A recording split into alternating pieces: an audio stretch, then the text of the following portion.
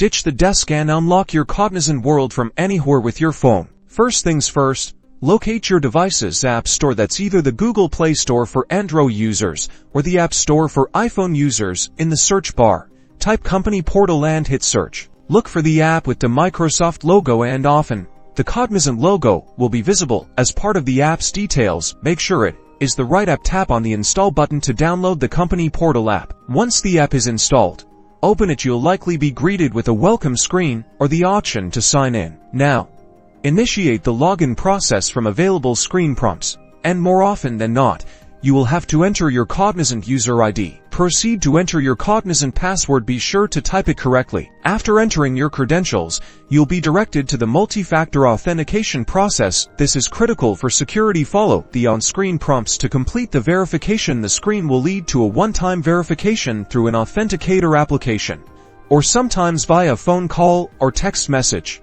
Once you have entered the PIN code from the Authenticator app, your company portal should load. You will arrive at your personal dashboard. From here, you can access company resources.